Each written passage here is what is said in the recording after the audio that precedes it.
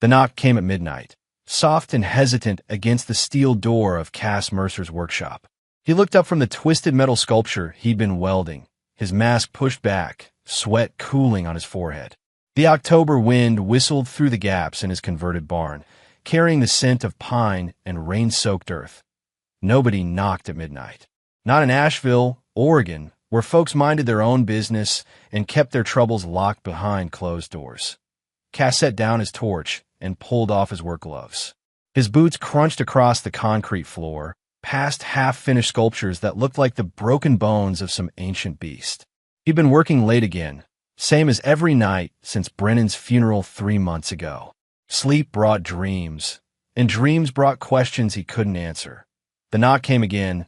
Weaker this time, he flicked on the porch light and opened the door that a little girl stood on his doorstep, barefoot and shivering. Her dark hair hung in tangled strings around her face, and her pajamas pink with cartoon unicorns were damp from the mist. She clutched a crumpled piece of paper in her small fist. "Hollis." Cass dropped to one knee, his voice barely above a whisper. His niece looked up at him with eyes the same shade of green as Brennan's had been. Tears streaked down her cheeks, and her whole body trembled.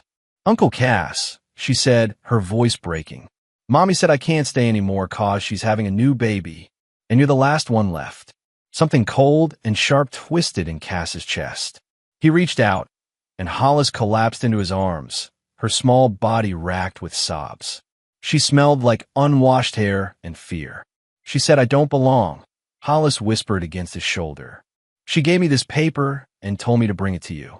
She said you'd know what to do." Cass took the crumpled document from her hand. Even in the dim porch light, he could see official-looking letterhead and legal language. His jaw tightened as he read the words parental rights relinquishment form at the top. "Come inside, sweetheart," he said, lifting Hollis in his arms. "You're safe now." He carried her through the workshop and up the narrow stairs to his living space above. The apartment was sparse: a couch, a kitchen table, a bookshelf filled with military manuals and metalworking guides. But it was warm, and it was clean, and it was nothing like the chaos Hollis had been living in. Cass set her down on the couch and wrapped her in the wool blanket his grandmother had made. Hollis pulled it tight around her shoulders, still shaking. "Are you hungry?" he asked. She nodded. He heated up leftover soup while she sat silent on the couch, staring at her bare feet. When he brought her the bowl, she ate like someone who hadn't seen food in days. The observation made his hands clench into fists. "Hollis," he said, settling into the chair across from her. "Tell me what happened tonight." She looked up from her soup, her green eyes wide and frightened. "Mommy was crying a lot. She kept saying she couldn't do it anymore, that the new baby needed everything, and there wasn't room for me." "What about Kirk? Was he there?" Hollis nodded. "He was mean. He said I was too much trouble and that Daddy would have wanted me gone anyway." The words hit Cass like a physical blow. Brennan had lived for this little girl. She'd been the center of his world, the reason he'd worked double shifts at the lumber mill and saved every penny for her college fund. "Mommy made me pack my backpack," Hollis continued. "But then she said I couldn't take it 'cause there was no room where I was going. She gave me that paper and walked me to the road. She said someone would pick me up, but nobody came. So I walked here." Cass's blood turned to ice. "You walked. In the dark. I remembered the way from when Daddy brought me before. It took a long time. 3 miles. A 4-year-old had walked 3 miles in the dark, alone, because her mother had abandoned her on the side of the road." Cass stood and walked to the window, his hands shaking with rage he couldn't let Hollis see. "Uncle Cass." Her voice was small and scared. "Did I do something wrong?" He turned back to her, forcing his expression to soften. "No, sweetheart. You didn't do anything wrong. Not one thing. Then why doesn't Mommy want me?" The question cut deeper than any blade. Cass sat back down and took her small hands in his larger ones. They were so cold, so fragile. "Sometimes grown-ups make terrible choices," he said, "but that's not your fault. It's never your fault." Hollis nodded, though he could see she didn't really understand. How could she? She was 4 years old, and the 2 people who were supposed to love her most had failed her completely. "Can I stay here?" she asked. "I'll be good. I won't make any noise." "You can stay," Cass said, "for as long as you want." He helped her brush her teeth with a spare toothbrush and found her one of his old army T-shirts to sleep in. She curled up in his bed while he took the couch, but she was asleep before he'd even turned out the lights. Cass sat in the darkness and spread the relinquishment form on the coffee table. He turned on a small lamp and studied the document carefully. That IT was printed on legal letterhead from a template anyone could download online. The language was formal and binding if it were real. But Cass had seen Brennan's signature 1,000 times on birthday cards and Christmas gifts. This wasn't it. The handwriting was too careful, too deliberate. Brennan had terrible handwriting, all sharp angles and rushed letters from years of filling out work orders at the mill. This signature was practiced, like someone had traced it multiple times before committing it to paper. The witness section was completely blank. According to Oregon law, a document like this required 2 witnesses and notarization. This had neither. Cass's military training had taught him to observe details others missed, to think 3 steps ahead of the enemy. Right now, Laurel had made herself his enemy, and she just handed him evidence of her crime. He pulled out his phone and took photos of the document from multiple angles, making sure to capture the fraudulent signature and missing witness signatures. Then he walked to his desk and pulled out a manila folder. For 3 months, he'd been collecting pieces of a puzzle that hadn't made sense. Brennan's supposed suicide, the timing of Laurel's new relationship with Kirk, the way she'd immediately moved Kirk into Brennan's house while Hollis was still sleeping in her father's bed. Now he had another piece, and the picture was starting to come together. Cass opened his laptop and began typing a detailed account of the night's events, including timestamps and direct quotes from Hollis. His fingers moved with military precision across the keyboard, documenting everything while it was fresh in his memory. This wasn't just child abandonment. This was a crime, and Cass was going to make sure Laurel paid for every single thing she'd done. Cass woke at dawn to the sound of Hollis crying. He found her sitting up in bed, clutching the army T-shirt and looking around the unfamiliar room with panic in her eyes. "It's okay," he said, sitting on the edge of the bed. "You're safe. You're with me." She crawled into his lap, and he held her until the crying stopped. Her small body felt so fragile against his chest, like something that could break if he wasn't careful. "I want my daddy," she whispered. "I know, sweetheart. I miss him too." They had breakfast together, eggs and toast that Hollis picked at while Cass studied the relinquishment form again in the morning light. The more he examined it, the more obvious the fraud became. After Hollis finished eating, he helped her wash her face and hands. Her pajamas were dirty and torn in places, and he could see faint bruises on her arms that looked like fingerprints. "Hollis," he said carefully, "did someone hurt you? Did someone grab you?" She nodded. "Kirk gets mad sometimes. He says I'm too loud." Cass's jaw tightened, but he kept his voice gentle. "How many times did Kirk get mad?" "Lots of times. Mommy says I need to be quieter so Kirk doesn't get upset." Each word was another nail in Laurel's coffin. Cass pulled out his phone and took careful photos of the bruises, making sure to capture them clearly without frightening Hollis further. "We need to go see a doctor," he said, "just to make sure you're okay. I don't want to go back to Mommy." "You're not going back to her. I promise." Cass called the Asheville Community Hospital and explained that he needed to bring his niece in for an emergency examination. He didn't mention the abandonment yet. That would come later, when he had all his facts straight. While they waited for the appointment, he called his friend Jake, who worked security at the mill. "I need a favor," Cass said when Jake answered. "Can you access the security footage from my property? The camera's at the front gate." "What's going on, man?" "Someone's going to claim I kidnapped my niece. I need proof of what really happened." There was a pause. "Jesus, Cass, are you serious?" "Dead serious." "Can you do it?" "Yeah, I can pull the footage and save it to a drive." "When do you need it?" "Yesterday." After Jake agreed to help, Cass made another call to Naira Kenley, a family attorney who'd handled his grandmother's estate. He'd heard she was tough, that she didn't back down from fights, especially when children were involved. "Mr. Mercer," Naira said when her secretary put him through, "I was sorry to hear about your brother." "Thank you. I'm calling because I need help. Legal help." "What kind of trouble are you in?" Cass looked at Hollis, who was coloring in an old sketchbook he'd given her. The kind where a 4-year-old gets abandoned on the side of the road with forged legal documents. There was a long silence. Are you talking about your niece? Yes. Laurel dumped her at my door last night with a fake relinquishment form. She's got bruises on her arms and hasn't been fed properly in days. And I'm guessing that by now, Laurel has reported her missing and claimed I took her. Where are you right now? My house. We're heading to the hospital in an hour. Don't talk to anyone without me present, Naira said. Not the police, not CPS, not anyone. I'll meet you at the hospital. Why would CPS? Because abandoning a child is a felony, and desperate people do desperate things to cover their tracks. Laurel's going to try to flip this on you. Cass felt the familiar calm that had kept him alive during 3 tours in Afghanistan. When the situation got complicated, when the stakes were life and death, his mind went cold and clear. Let her try, he said. At the hospital, Dr. Rivera examined Hollis with gentle hands and a kind voice. She was patient with the little girl's shyness, talking to her about the cartoon characters on her pajamas while she checked for injuries.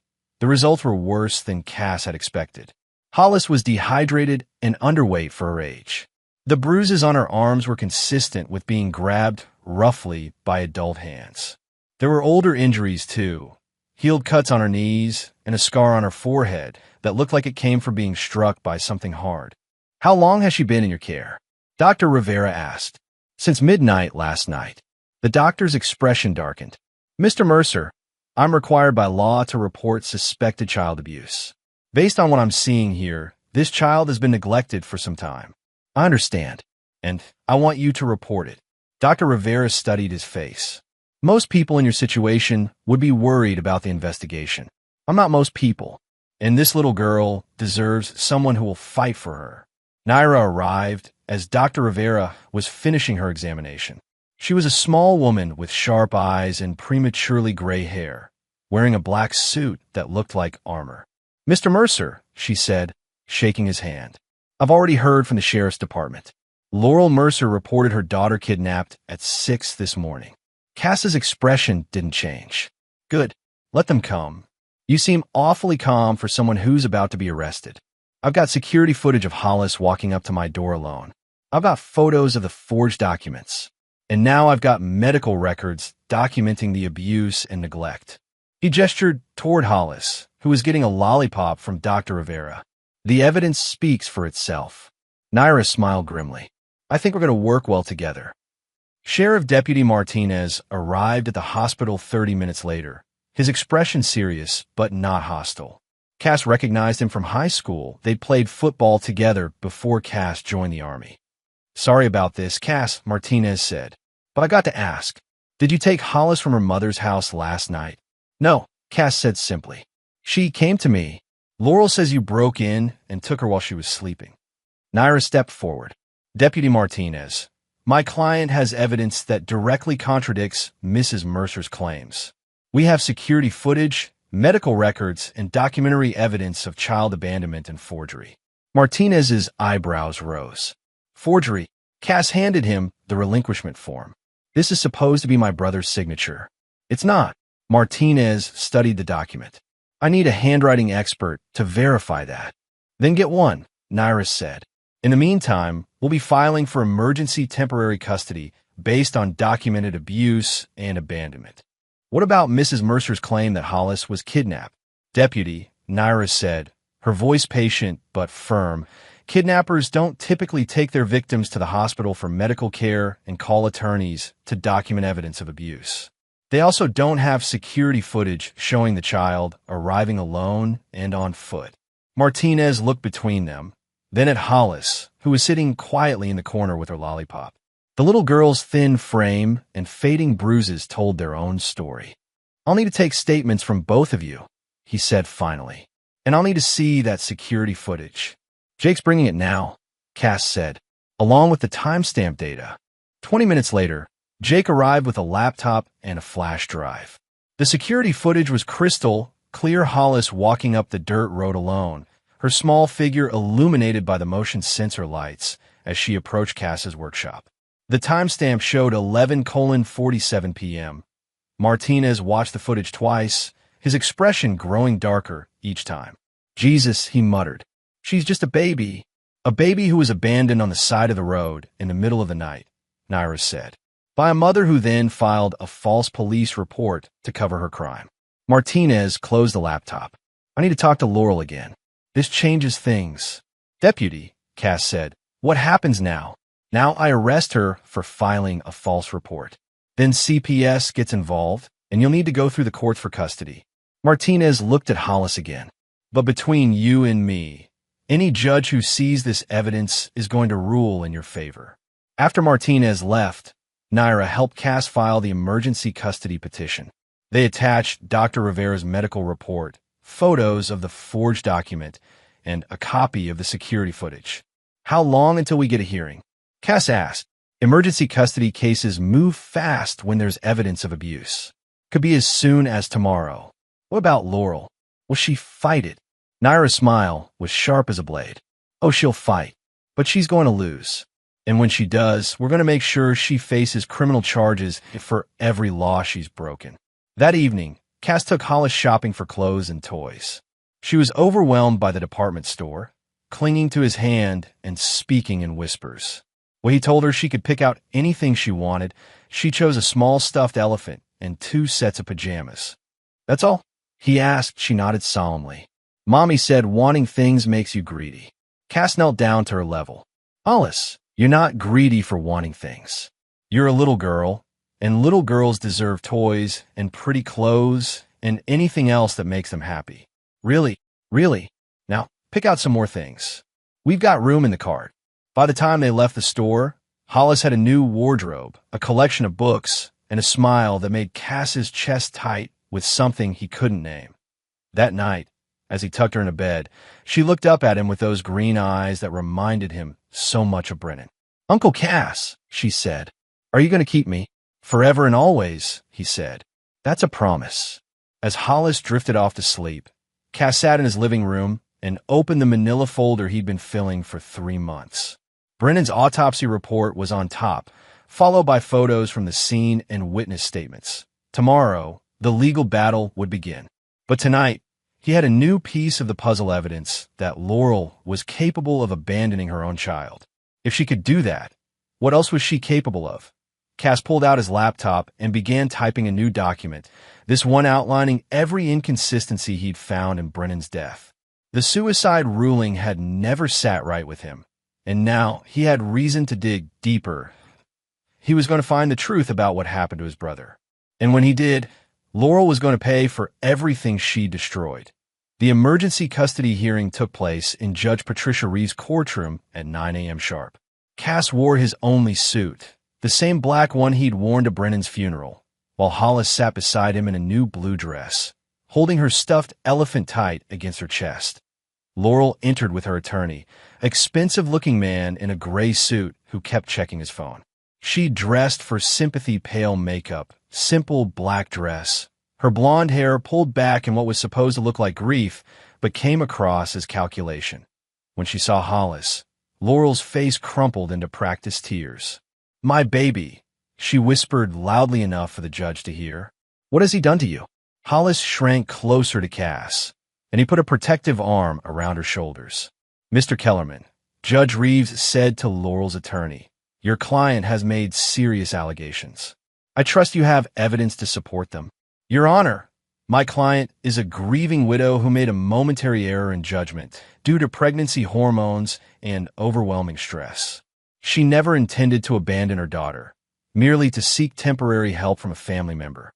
Naira stood, her voice cutting through the courtroom like a blade. Your Honor, the evidence will show that Mrs. Mercer deliberately abandoned her 4-year-old daughter on the side of Country Road at midnight, in violation of Oregon Revised Statute 163.545. She then compounded this felony by filing a false police report claiming the child had been kidnapped. Judge Reeves studied the file in front of her. Ms. Kenley, I've reviewed your emergency petition. The allegations are severe. Present your evidence. Naira approached the bench with a thick folder. Your Honor, Exhibit A is the security footage showing Hollis Mercer arriving alone at my client's residence at 11:47 p.m. Exhibit B is the forged parental relinquishment form containing a fraudulent signature. Exhibit C is Dr. Rivera's medical report documenting evidence of physical abuse and neglect. She placed photos on the judge's desk showing Hollis's bruises, her underweight frame, the clear signs of long-term neglect. Judge Reeves' expression grew darker as she examined each image. "Mrs. Mercer," the judge said, looking directly at Laurel, "how do you explain these injuries to your daughter?" Laurel's attorney whispered in her ear, but she shook her head and stood. "Your Honor, children get bruises. Hollis is clumsy, and she bruises easily. I would never hurt her." And the security footage showing her walking alone to her uncle's house. I was having a difficult night. I asked Cass to come get her, and he misunderstood." "Mrs. Mercer," Judge Reeves said, her voice ice cold, "you're claiming you asked the defendant to collect your daughter, but the footage shows a 4-year-old child walking 3 miles alone in the dark. Are you suggesting your brother-in-law deliberately left a toddler to walk country roads at midnight?" Laurel's face flushed red. That's not what I meant." Naira approached the witness box where Laurel sat. "Mrs. Mercer, did you or did you not drive your daughter to the end of Timber Creek Road and leave her there?" "I object," Kellerman said, leading the witness. "Overruled," Judge Reeves said. "Answer the question, Mrs. Mercer." Laurel's hands shook as she gripped the microphone. "I was overwhelmed. I'm pregnant, and I couldn't think clearly. I just needed help. So you abandoned a 4-year-old on a country road at midnight." "It wasn't abandonment. I knew Cass would take care of her." The courtroom fell silent. Laurel had just admitted to exactly what she'd been denying for 20 minutes. Judge Reeves set down her papers and looked directly at Laurel.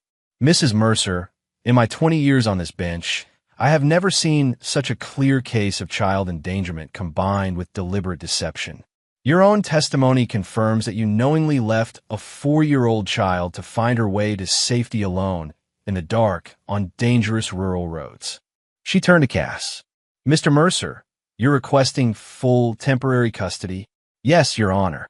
"Granted. Mrs. Mercer, you will have supervised visitation only, pending a full investigation by Child Protective Services. This court also orders that you undergo psychological evaluation and parenting classes before any consideration of increased visitation." Laurel's scream of rage echoed through the courtroom. "You can't do this. She's my daughter. Cass is manipulating everyone." "Mrs. Mercer," Judge Reeves said firmly, "your behavior in this courtroom only reinforces my decision. Bailiff, please escort Mrs. Mercer out." As Laurel was led away, still screaming threats and accusations, Hollis pressed closer to Cass. He could feel her small body trembling. "Is she going to take me back?" Hollis whispered.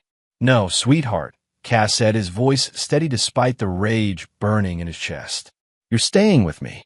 After the hearing, Naira walked with them to the parking lot. "That was easier than I expected," she said. Laurel's lawyer clearly didn't prepare her for direct examination. "What happens next?" Cass asked. "CPS will do their investigation, but it's mostly a formality. The real question is whether the district attorney's office will file criminal charges." "They will," Cass said with certainty. "You sound confident, because I'm not done gathering evidence." He looked down at Hollis, who was playing with her elephant in the back seat of his truck. "Naira, I need to ask you something. If someone wanted to look into my brother's death, how would they go about it?" Naira stopped walking. "Cass, Brennan's death was ruled a suicide. The case is closed. What if the ruling was wrong? You'd need new evidence. Significant new evidence that would justify reopening the investigation." Cass thought about the autopsy report he'd obtained, about the inconsistencies he'd noted, about Laurel's reaction when Brennan had talked about seeking full custody of Hollis. What kind of evidence? The kind that proves that someone had motive, means, and opportunity to commit murder. Why? What do you know? I know Brennan never drank alcohol. I know he was planning to file for divorce and full custody. And I know that Laurel had everything to lose if he followed through. Naira studied his face. "Cass, be very careful here. Accusing someone of murder without solid proof can destroy your custody case. Then I'll make sure I have solid proof." That afternoon, while Hollis napped, Cass called Tully Raines, Brennan's best friend and co-worker at the lumber mill. They met at the Copper Kettle, a diner on the outskirts of town, where the coffee was strong and the conversations were private, Tully looked like he'd aged 10 years in the 3 months since Brennan's death. His usual smile was gone, replaced by dark circles under his eyes and a nervous habit of checking over his shoulder. "I've been waiting for someone to ask me about Bren," Tully said when Cass sat across from him. "Nobody wanted to hear what I had to say after the cops ruled it suicide. I'm listening now." Tully leaned forward, lowering his voice. "Bren wasn't suicidal, Cass. I worked next to him every day for 8 years. I would have known. The coroner found prescription drugs in his system. Benzodiazepines, right? Thing is, Bren never took anything stronger than aspirin. He was paranoid about prescription drugs ever since her dad's addiction problems." Cass felt something cold settle in his stomach. "What else?" 2 weeks before he died, Bren came to me upset. Said Laurel had been acting strange, that his drinks tasted bitter sometimes. He thought she might be slipping him something to make him sleep, so she could sneak out at night. Sneak out to see Kirk. That's what Bren suspected. He hired a private investigator to follow her. Guy got photos of Laurel and Kirk together, but Bren died before he could use them in divorce proceedings. Cass's hands clenched into fists. "Do you know this investigator's name?" "Yeah, Rex Winters. He's got an office downtown." Tully's voice dropped even lower. "Cass, there's something else. The night Bren died, Laurel called me. Said she'd found him in the bathtub and that I needed to come help her. But when I got there, she'd already called 911 and she was perfectly calm. Like, unnaturally calm for someone who just found their husband dead." "What did you tell the police?" "Everything. But they'd already made up their minds. Depressed man, recent job stress, history of family addiction problems. They didn't want to hear about suspicious wives and bitter drinks." Cass pulled out his phone and showed Tully the photos of Hollis's bruises. "She did this to his daughter. Then she abandoned her on the side of the road." Tully's face went white. "Jesus Christ, Cass. You have to stop her." "I'm going to. But I need your help. Anything. I need you to make a statement about everything Brennan told you. About the bitter drinks, about Laurel's behavior, about the private investigator. And I need you to be willing to testify in court." Tully nodded without hesitation. "If it means getting justice for Bren and protecting that little girl, I'll testify against the devil himself." After leaving the diner, Cass drove to Rex Winter's office. The private investigator was a thick-set man in his 50s with sharp eyes and the careful demeanor of someone who'd seen too much of humanity's dark side. "Brennan Mercer," Winters said when Cass introduced himself. "I wondered when someone from his family would come around. That case never sat right with me. What did you find?" Winters pulled out a thick file. "Photos of Laurel and Kirk Blaine together, dating back 6 months before your brother's death. Hotel receipts, restaurant bills, text messages I managed to recover from her phone records." He spread the photos across his desk. Laurel and Kirk kissing in a restaurant parking lot, entering a motel together. Kirk's truck parked in the driveway of Brennan's house while Brennan was at work. How long were they together before Brennan died? At least 8 months. Maybe longer. Kirk a piece of work too. He's got a record for domestic violence and fraud.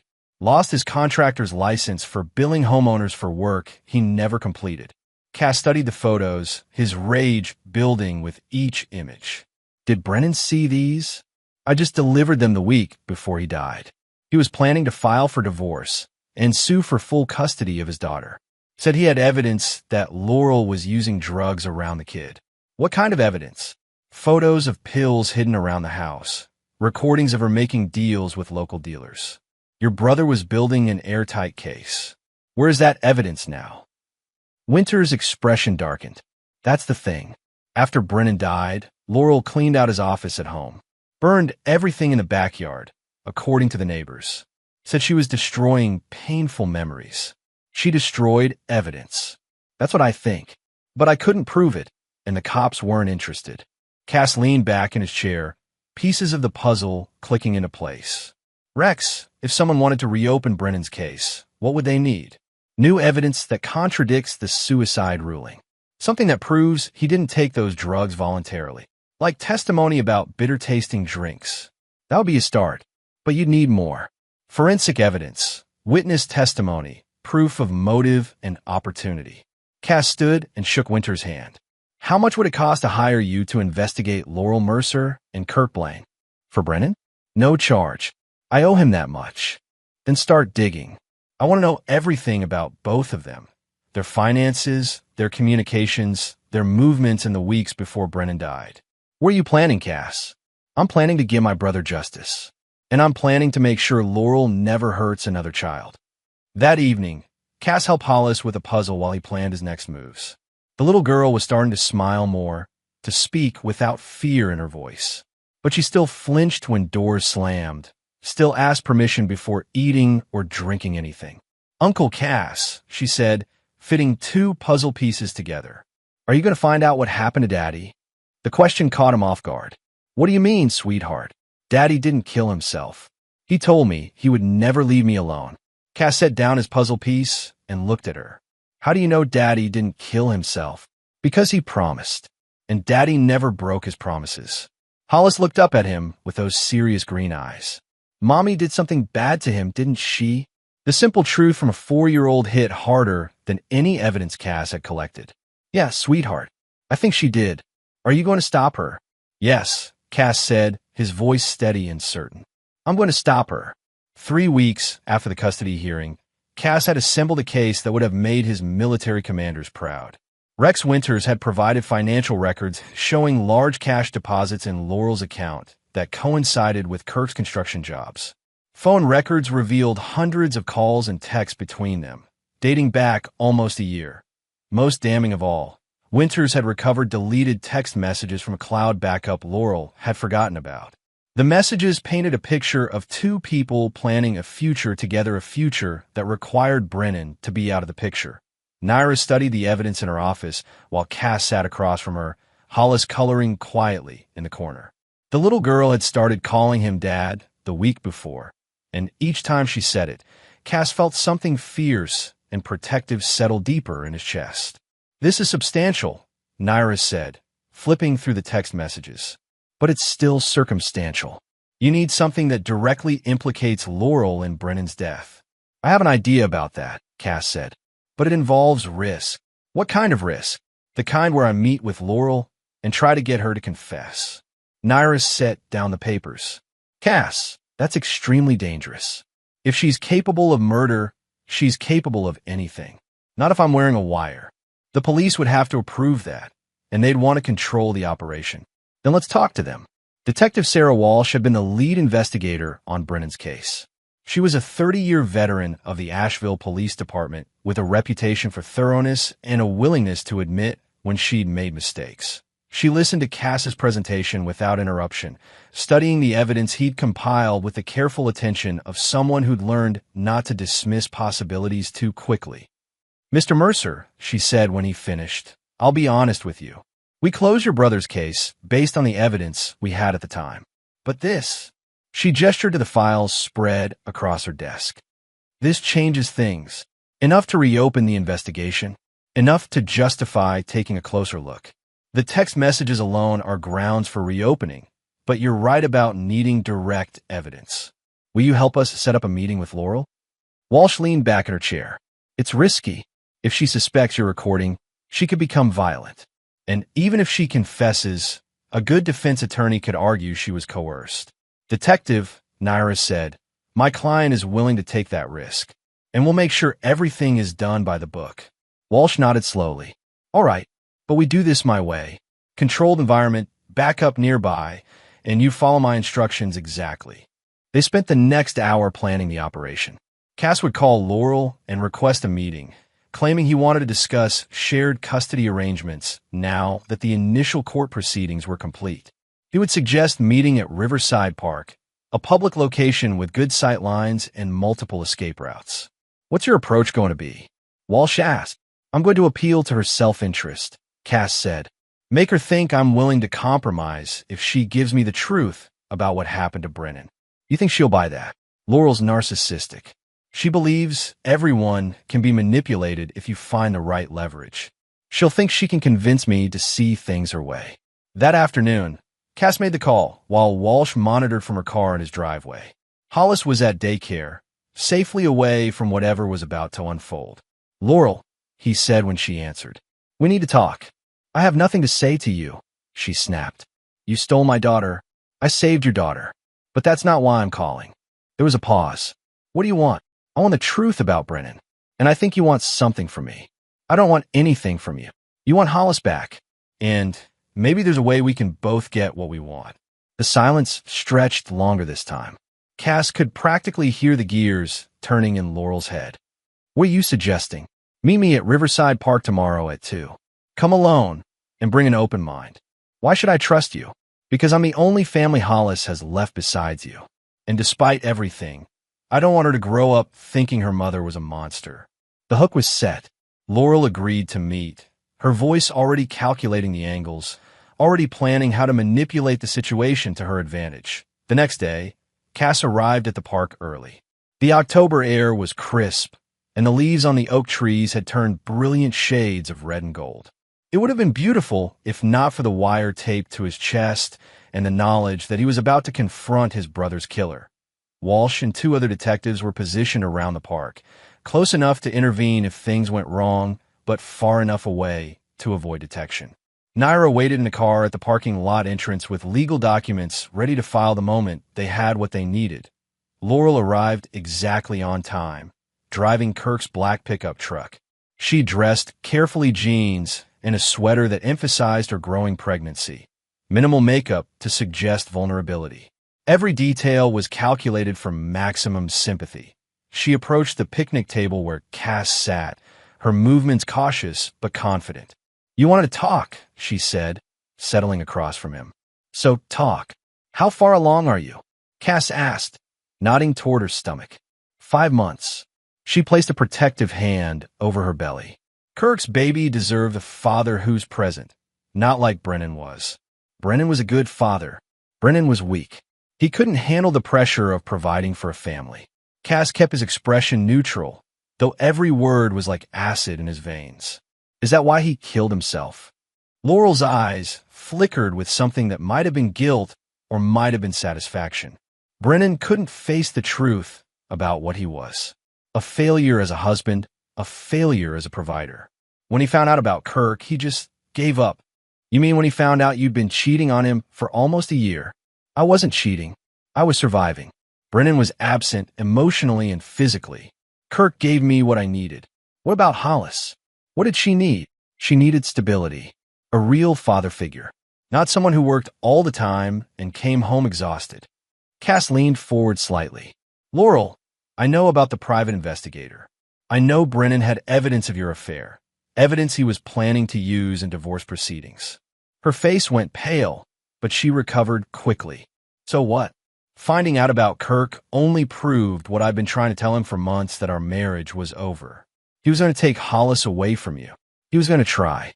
But family courts favor mothers, especially when the father has a history of depression and addiction. Brennan didn't have a history of either.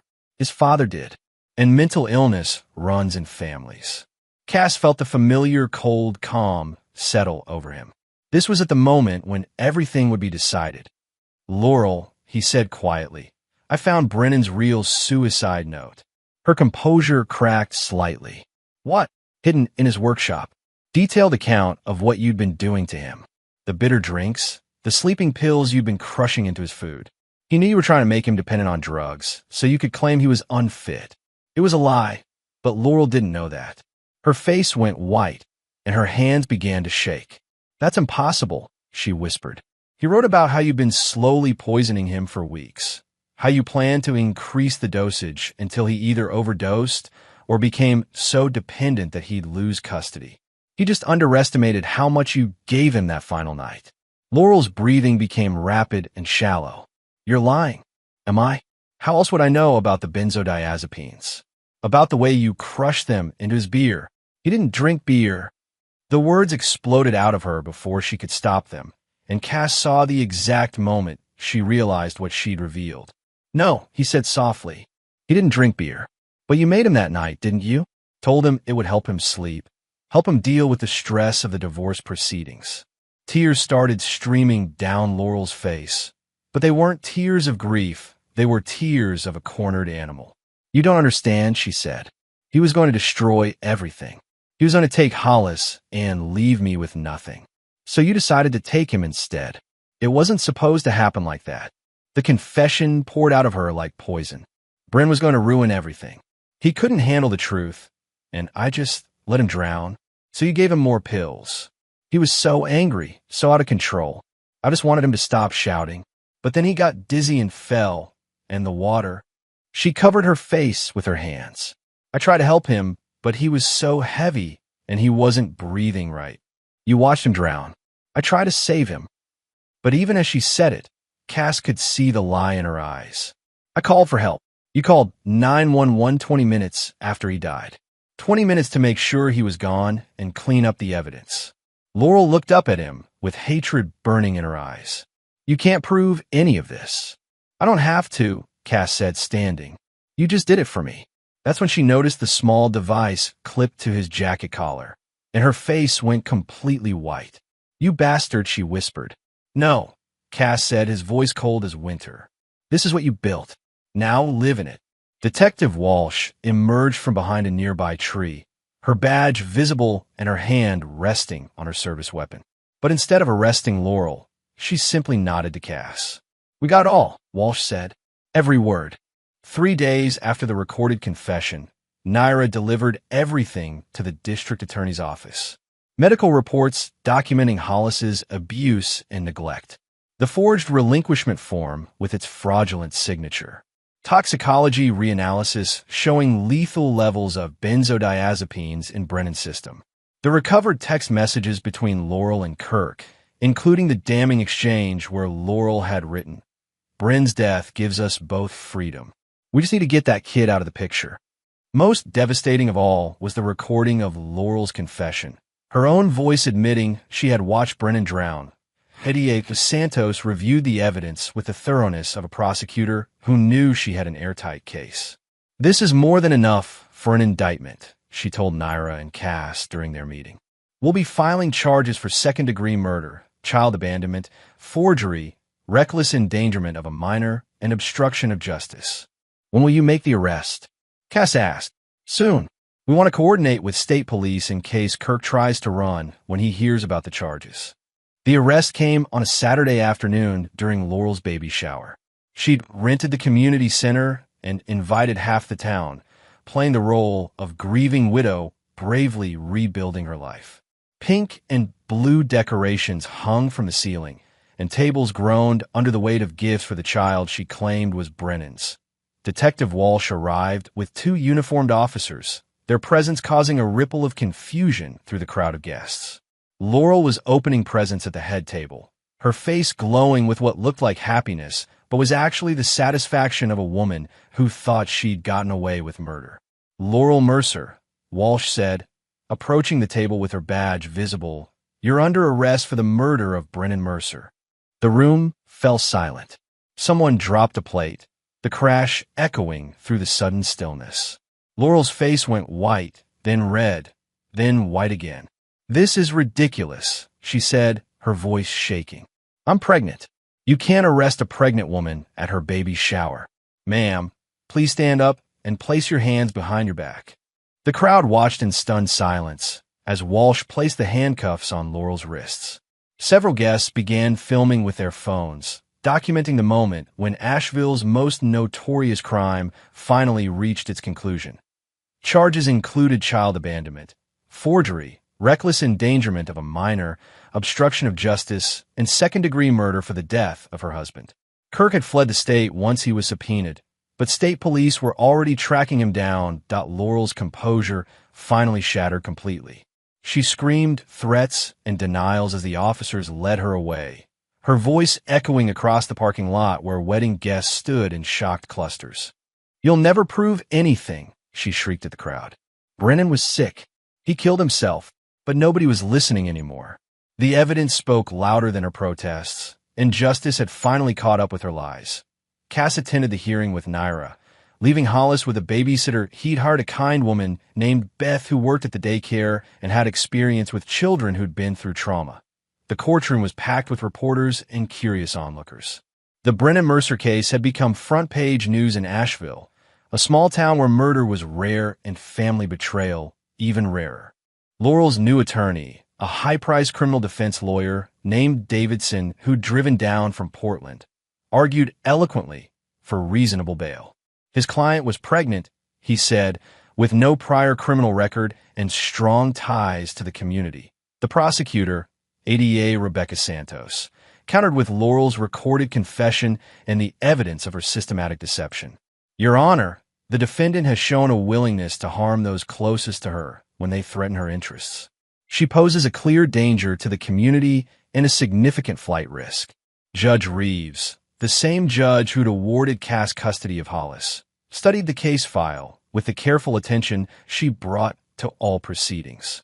Mrs. Mercer, she said finally, the evidence against you is substantial and includes your own recorded confession to causing your husband's death. The court also notes your abandonment of a 4-year-old child and subsequent attempts to manipulate the legal system. Bail is denied. Laurel's composure finally cracked completely. She collapsed in sobs at the defense table while Davidson tried to comfort her. But Cass could see the calculation even in her tears, the way she angled her body toward the reporters in the gallery to maximize the sympathy of her image. As they left the courthouse, Naira turned to Cass. That's probably the last time we'll see her until trial. Are you ready for what comes next? What comes next? Depositions, pretrial motions, media attention, and eventually, a trial where you'll have to testify about everything you've discovered. Cass thought about Hollis, about the little girl who'd finally started sleeping through the night without nightmares. Will Hollis have to testify? Not if I can help it. But the defense might try to paint Brennan in a negative light, suggest that Laurel was acting in self-defense or under duress. You need to be prepared for them to attack his character. Let them try, Cass said. I knew my brother better than anyone. Whatever they think they can dig up, it won't change what Laurel did. But that night, alone in his workshop while Hollis slept upstairs, Cass found himself going through Brennan's personal effects one more time. Tools, books, letters, photos, the accumulated debris of a life cut short. In the bottom of a box he'd searched a dozen times before, his fingers found something new, a small notebook wedged behind a false bottom he'd never noticed. The pages were filled with Brennan's handwriting, dates and times, and observations that painted a picture of a man growing increasingly paranoid and afraid. March 15th. L. Acting strange again. Asked why I was checking my drinks. Played it off as a joke, but she didn't laugh. March 22nd. Found pills hidden in kitchen cabinet. L. Said they were for headaches, but the bottle was from Kurt's prescription. Why does she have his medication? April 3rd. Woke up groggy again. Don't remember drinking anything strong enough to cause that. L. Said I've been working too hard. Need to relax more. April 10th. Hired Rex. Can't trust my own perceptions anymore. Either I'm losing my mind or someone is gaslighting me. The entries continued right up until the week before Brennan's death, each one documenting his growing awareness that his wife was systematically poisoning him. The final entry was dated 3 days before he died. April 28th. Rex confirmed everything. L. has been seeing Kirk for months. Found evidence she's been drugging me to cover her tracks. Meeting with lawyer tomorrow to file for divorce and full custody. If something happens to me, I want everyone to know it wasn't suicide. I would never leave Hollis alone with that woman. Cass closed the notebook and sat back in his chair. Brennan had known. In his final days, his brother had figured out exactly what was happening to him. The knowledge should have been comforting proof that Brennan hadn't given up, that he'd fought until the end. Instead, it filled Cass with a rage so pure and cold that his hands shook. Laurel hadn't just killed his brother, she tortured him first, made him doubt his own sanity, isolated him from everyone who might have helped. And somewhere out there, Kurt Blaine was still free. The trial of Laurel Mercer began on a gray February morning, 4 months after her arrest. Snow dusted the courthouse steps, and a crowd of reporters huddled against the cold, their breath visible in the frigid air. Cass arrived early with Hollis, who would spend the day at school while the proceedings unfolded. The little girl had grown in the months since coming to live with him. She was taller, healthier, and the constant fear had faded from her eyes. But she still asked questions about her mother, questions that grew harder to answer as the trial date approached. Dad, she said as he walked her to her classroom, are you going to the place where they talk about Mommy today? Yes, sweetheart. Is Mommy in trouble? Cass knelt down to her level. choosing his words carefully. Your mommy made some very bad choices. The people at the courthouse are trying to decide what should happen because of those choices. Will she come home? The question cut deep because Hollis asked it without hope or expectation, just the detached curiosity of a child who'd learned not to depend on adults to keep their promises. No, Cass said. She won't be coming home. Hollis nodded solemnly and hugged him tight before running into her classroom. Watching her go, Cass marveled at her resilience, at the way children could adapt to even the most devastating circumstances when they finally felt safe. The courtroom was packed when proceedings began. ADA Santos had built her case methodically, presenting evidence that painted a clear picture of premeditation and calculated cruelty. The recorded confession would be the centerpiece, but she'd surrounded it with financial records, witness testimony, and forensic evidence that left little room for doubt. Laurel's defense attorney, Davidson, had crafted a strategy around battered woman syndrome and postpartum depression. His opening statement portrayed Laurel as a victim herself trapped in an abusive marriage, suffering from hormonal imbalances that clouded her judgment, acting out of desperation rather than malice. Ladies and gentlemen of the jury, Davidson said, his voice rich with sympathy, Laurel Mercer is not a monster. She's a woman who found herself in an impossible situation, failed by a system that should have protected her, driven to desperate measures by circumstances beyond her control. Cass sat in the gallery with Naira, watching Laurel's performance at the defense table. She'd lost weight during her time in jail, and her pregnancy was now visible beneath the conservative dress Davidson had chosen for her. Every gesture was calculated to evoke sympathy, the way she touched her stomach protectively, the tears that appeared at precisely the right moments, the bewildered expression she wore whenever particularly damaging evidence was presented. The prosecution's case unfolded over 3 days. Tully Raines testified about Brennan's concerns in the weeks before his death, about the bitter-tasting drinks and the growing paranoia. Rex Winters presented the surveillance evidence of Laurel's affair and the financial irregularities in her bank accounts to Dr. Rivera, the physician who'd examined Hollis, testified about the signs of long-term neglect and abuse. Her testimony was clinical but devastating, each medical finding another nail in Laurel's coffin. In my professional opinion, Dr. Rivera said, this child had been systematically malnourished and physically abused over a period of months. The pattern of injuries suggests regular physical violence, not occasional accidents. The recorded confession was played on the 4th day. The courtroom fell silent as Laurel's voice filled the space, her words clear and incriminating. Even Davidson looked shaken as his client's confession echoed from the speakers. It wasn't supposed to happen like that. I just wanted him to be calm, to be reasonable.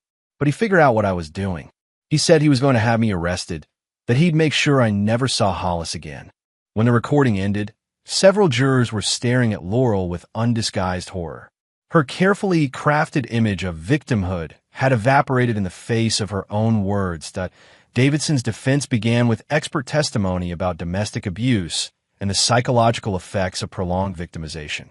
But without any evidence that Brennan had ever harmed Laurel, the arguments fell flat. When Laurel took the stand in her own defense, Cass leaned forward in his seat. This was the moment he'd been waiting for, the chance to see if she could maintain her facade under direct examination. Davidson led her through a carefully rehearsed narrative of fear and desperation. According to Laurel's testimony, Brennan had been increasingly violent and controlling, threatening to take Hollis away if she ever tried to leave him. The affair with Kirk had been her only escape from an intolerable situation. I never meant for anyone to get hurt, Laurel said, tears streaming down her face. I just wanted Brennan to get help, to see that our marriage could be saved if he'd just stop drinking and address his anger issues. It was a masterful performance, and Cass could see some of the jurors beginning to soften toward her. Then ADA Santos rose for cross-examination, and the real Laurel began to emerge. Mrs. Mercer, Santos said, you testified that your husband was violent toward you. Do you have any medical records documenting these alleged injuries? I never went to the doctor. I was too scared. Did you ever call the police? No, Did you ever tell anyone about this alleged abuse? Friends, family members, co-workers. I was ashamed. Santos pulled out a stack of photos. I'm showing you exhibits 47 through 52, which are photos from your social media accounts during the year before your husband's death. Can you explain why someone who was being systematically abused would post happy family photos and romantic messages about her husband? Laurel's composure began to crack. We had good times too. The abuse wasn't constant. Mrs. Mercer, these photos show no signs of physical injury. Your captions describe your husband as the love of my life and the best father any child could ask for. Were you lying to your social media followers? Or are you lying to this jury? I don't. It's complicated, Santos pressed harder. Let's talk about the night your husband died. You testified that you gave him medication to calm him down. How many pills did you give him? I don't remember exactly. Was it more than the recommended dosage? Mrs. Mercer, your husband weighed 180 pounds. The coroner found enough benzodiazepines in his system to sedate a 300-pound man. That's not a mistake, that's attempted murder. I wasn't trying to kill him, but you knew the dosage was dangerous. Laurel's face went pale. I just wanted him to stop yelling.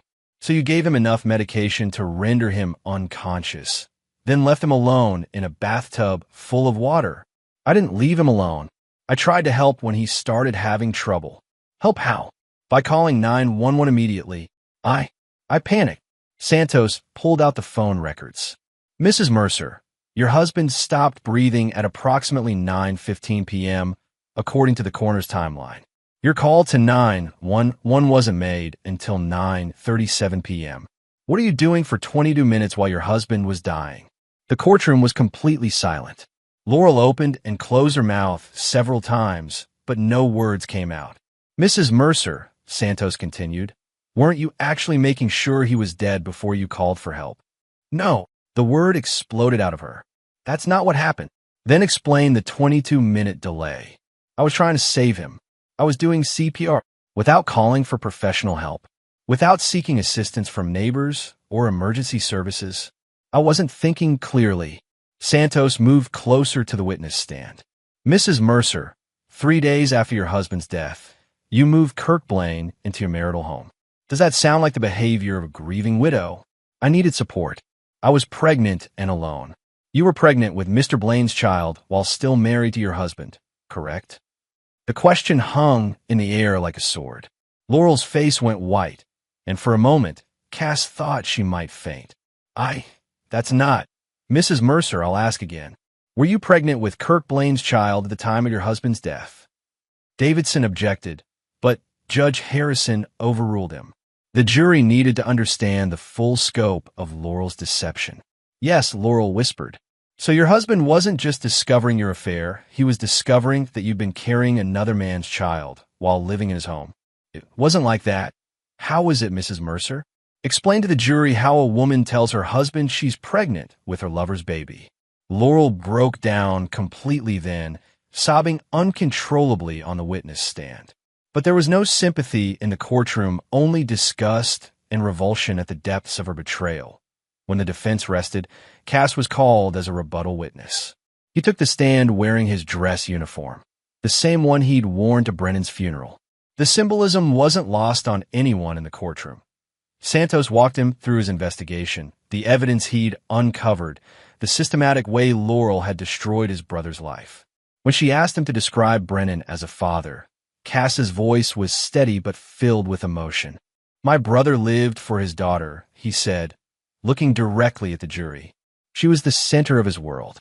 He worked double shifts to save for her college fund, read to her every night, taught her to ride a bike in our grandmother's driveway. The idea that he would abandon her by taking his own life is not just wrong, it's impossible. Mr. Mercer, Santos said, in your opinion, did your brother kill himself? No, Cass said firmly. My brother was murdered by the woman he trusted most, and then she tried to destroy the child he died trying to protect. The jury deliberated for less than 4 hours. When they returned, their faces were grim, their verdict unanimous. Guilty on all counts. Laurel's scream of anguish echoed through the courtroom as the guilty verdict was read. She collapsed at the defense table. Her carefully maintained composure finally shattered completely. Cass felt no satisfaction, no sense of victory. All he felt was a bone-deep exhaustion and the knowledge that justice, while necessary, could never bring his brother back. As the courtroom emptied, Naira placed a hand on his shoulder. "It's over," she said. "You did it." "We did it," Cass corrected. "But it's not over yet. There's still sentencing, and Kirk is still out there somewhere. The police will find him, and when they do, he'll face charges as an accessory."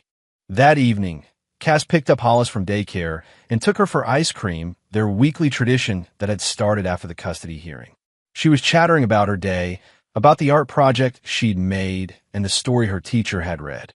"Dad," she said, looking up from her strawberry cone, "did the people at the courthouse decide about Mommy today?" "Yes, sweetheart. They decided that she did some very bad things, and she's going to have to stay in jail for a long time." Hollis nodded solemnly. "Good. She was mean to Daddy, and she was mean to me." The simple acceptance in her voice broke Cass's heart. No 4-year-old should have to understand concepts like murder and betrayal, but Hollis had been forced to grow up faster than any child should. "Hollis," he said, "do you know that none of what happened was your fault?" "I know. You tell me that lots. And do you know that I'm never going to let anyone hurt you again?" She smiled, the first completely carefree smile he'd seen from her in months. "I know that too. You're the best dad ever." The words hit him like a physical blow, filling him with a love so fierce it was almost painful. This little girl had saved him as much as he'd saved her, giving him a purpose beyond grief and rage. "I love you, sweetheart," he said. "I love you too, Dad." Spring came early to Asheville that year, and with it came a sense of renewal that Cass hadn't felt since before Brennan's death. He'd spent the winter months settling into a routine with Hollis, establishing the kind of stable, predictable life she'd never had with Laurel. They moved back into Brennan's house in March, after Cass had spent weeks renovating and redecorating to remove any trace of Laurel's presence. Hollis had chosen new paint for her room, a soft lavender that she said reminded her of the flowers in their grandmother's garden, and helped him arrange her books and toys on the shelves Brennan had built years earlier. "This was Daddy's workshop," Hollis said one afternoon, standing in the doorway of the converted garage where Brennan had kept his woodworking tools. "Can we make it yours too?" Cass looked around the space that still smelled like sawdust and would stain. Brennan's projects sat half-finished on the workbench, a dollhouse he'd been building for Hollis's 5th birthday, a jewelry box intended as a Christmas gift. "Would you like that?" Cass asked. "Yes. Then when I get bigger, you can teach me to make things like Daddy did." The simple request filled Cass with a warmth that had nothing to do with the spring sunshine streaming through the windows. He'd been struggling with how to honor Brennan's memory while building a new life for himself and Hollis. This felt like the answer. That weekend, they cleaned out the workshop together. Hollis helped sort through Brennan's tools while Cass explained what each one was used for. They found photo albums filled with pictures of projects Brennan had completed over the years: custom furniture, children's toys, decorative pieces that showed real artistic skill. "Daddy was really good at making things," Hollis said, studying a photo of an intricate rocking horse. "He was. And you know what? I think you might be good at making things too." They spent the afternoon finishing the dollhouse Brennan had started. Cass guided Hollis's small hands as she helped sand the tiny pieces and apply the final coat of paint. When they were done, the dollhouse was beautiful, a perfect Victorian mansion, complete with detailed trim and working shutters. "Can we put this in my room?" Hollis asked. "Of course. It's yours. Daddy made it for you." That night, as Cass tucked Hollis into bed, she looked up at him with those serious green eyes that reminded him so much of Brennan. "Dad," she said, "I'm glad Mommy can't come back. Is that okay?" The question caught him off guard. "Why do you ask, sweetheart?" "Because teacher says we should love our mommies even when they make mistakes. But I don't love Mommy anymore. She hurt Daddy, and she hurt me." Cass sat on the edge of her bed, choosing his words carefully. "Hollis, it's okay not to love someone who hurt you. Love has to be earned, and your mother didn't earn yours. But what if that makes me a bad person? It makes you smart. Good people don't hurt the people they're supposed to protect. Your mother made choices that hurt you and your daddy, and you don't have to forgive her for that. Will you forgive her? No, Cass said without hesitation. I won't. Hollis smiled and snuggled deeper into her blankets. Good. I don't want to forgive her either. The conversation stayed with Cass as he sat in the workshop later that evening, planning his next project. He decided to start a small business making custom furniture, partly to honor Brennan's memory and partly to give himself a way to support Hollis without depending on his military disability payments. But more than that, he wanted to create something positive from the darkness of the past year. Every piece he made would be a rejection of the destruction Laurel had caused, a statement that building was stronger than breaking. His phone rang as he was sketching plans for a child's desk. The caller ID showed Rex Winter's name. Cass, the private investigator said when he answered, I've got news about Kirk Blaine. Good news or bad news? Depends on your perspective. Police picked him up in Nevada 3 days ago. He's been running a real estate scam in Las Vegas, bilking retirees out of their savings with fake property investments. Is he fighting extradition? Nope. Came quietly when they mentioned the murder charges in Oregon. Apparently, he's more afraid of his Las Vegas victims than he is of our legal system. Cass felt a cold satisfaction settle in his chest. When does he get back here? Tomorrow. His arraignment is set for Friday. What are the chances he'll flip on Laurel? High. Kirk's looking at federal fraud charges plus accessory to murder. He'll say whatever he thinks will reduce his sentence. Will it matter for Laurel's appeal? Not likely. Her conviction was solid even without Kirk's testimony, but it might help fill in some of the blanks about their planning. After hanging up, Cass sat in the quiet workshop and tried to process the news. Part of him wanted to attend Kirk's arraignment, to see the man who'd helped destroy his brother face the consequences of his actions. But another part of him, the part that was focused on building a future rather than dwelling in the past, thought it might be better to let the legal system handle Kirk while he concentrated on more important things, like the little girl sleeping upstairs who'd started calling him Dad and meant it, like the business he was building in his brother's memory, like the life he was creating from the ashes of the worst year he'd ever lived through. The decision was easier than he'd expected. Kirk Blaine could rot in prison for all Cass cared, but he wasn't going to waste any more time thinking about him. He had better things to do with his life. Laurel's sentencing hearing took place on a humid day in June, 6 months after her conviction. The courtroom was less crowded than during the trial. Most of the media attention had moved on to other stories, and the curious onlookers had found new sources of entertainment. But Cass was there, sitting in the front row with Naira. He'd left Hollis with Beth, the babysitter who'd become almost like family over the past months. His niece, his daughter, was thriving in ways that still amazed him. She'd started kindergarten in the fall and was already reading above grade level. Her nightmares had stopped, and she'd gained 15 pounds of healthy weight. Most importantly, she'd stopped flinching when adults raised their voices or moved too quickly. The constant fear that had shadowed her during her time with Laurel was gone, replaced by the confidence that came from knowing she was truly safe. Laurel entered the courtroom in shackles, her orange jumpsuit a stark contrast to the designer clothes she'd worn during the trial. Prison had aged her hair was stringy and gray at the roots, her face pale and drawn. The pregnancy she'd tried to use for sympathy had ended in a miscarriage during her 3rd month in jail, removing even that source of manipulation. Judge Harrison called the court to order and asked if Laurel had anything to say before sentencing. She stood slowly, her lawyer's hand on her arm for support. Your Honor, she said, her voice barely above a whisper, I know I made terrible mistakes, but I never meant for anyone to die. I love my husband, despite our problems, and I love my daughter more than my own life. It was a pathetic performance, lacking the conviction of her earlier lies. Even Laurel seemed to know it was too late for manipulation, that whatever sympathy she might have once commanded had been exhausted by the evidence of her cruelty. I accept responsibility for my actions, she continued, though her tone suggested she was simply reciting words her lawyer had prepared. And I pray that someday my daughter will understand that everything I did was because I was scared and alone and didn't know how to ask for help. Judge Harrison listened without expression, then consulted the sentencing guidelines. Mrs. Mercer, This court has rarely seen such a calculated and callous disregard for human life. You systematically poisoned your husband over a period of weeks, then left him to die when your plan went too far. You abandoned your 4-year-old daughter on a country road in the middle of the night, then filed false police reports to avoid responsibility for your crimes. The judge's voice grew harder as she continued. You showed no remorse during your trial, attempting to blame the victim and manipulate this court with false claims of abuse. Even now, your statement rings hollow, focusing more on your own suffering than on the lives you destroyed. She paused, looking directly at Laurel. The prosecution has requested the maximum sentence under the guidelines, and this court sees no reason to show mercy to someone who showed none to others.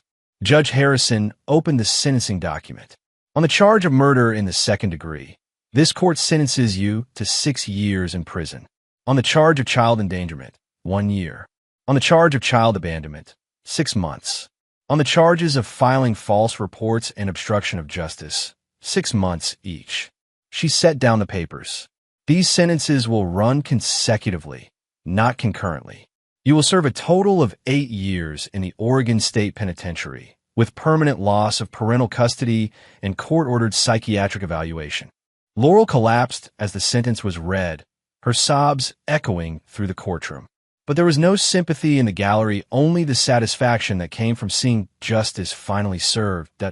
As the bailiffs led Laurel away, she turned back toward the gallery one last time. Her eyes found Cass, and for a moment, her mask slipped completely. The hatred in her expression was so pure, so venomous, that several people in the courtroom gasped audibly. "This isn't over," she mouthed silently. Cass met her gaze without flinching, his expression as cold and implacable as winter. "Yes," he said quietly, "it is." Outside the courthouse, reporters tried to get statements from Cass and Naira, but they declined to comment. The legal battle was over, but the real victory wasn't the sentence Laurel had received, it was the life Cass was building with Hollis, the future they were creating together. That evening, Cass told Hollis about the sentencing while they worked in the garden behind Brennan's house. She listened solemnly as he explained that her mother would be in prison for a very long time, that she would never be able to hurt anyone again. "Good," Hollis said simply, then went back to planting the tomato seedlings they'd started from seeds. "Dad, can we make a scarecrow for the garden? I saw one in a book at school." The easy transition from discussing her mother's prison sentence to planning garden projects still amazed Cass. Children's resilience was remarkable, but so was their ability to recognize when a threat had been neutralized and move on to more important concerns. "We can make whatever you want," he said. "This is our garden now. Our garden, our house, our workshop," Hollis said, counting on her fingers. "What else is ours?" "Everything," Cass said, pulling her into a hug that smelled like dirt and sunshine and hope. "Everything good that we can build together." A year later, Cass stood in the workshop where he'd once confronted the evidence of his brother's murder. The space had been transformed into something bright and purposeful, half woodworking shop, half classroom for the weekend program. He'd started teaching metalworking and basic construction skills to at-risk teenagers.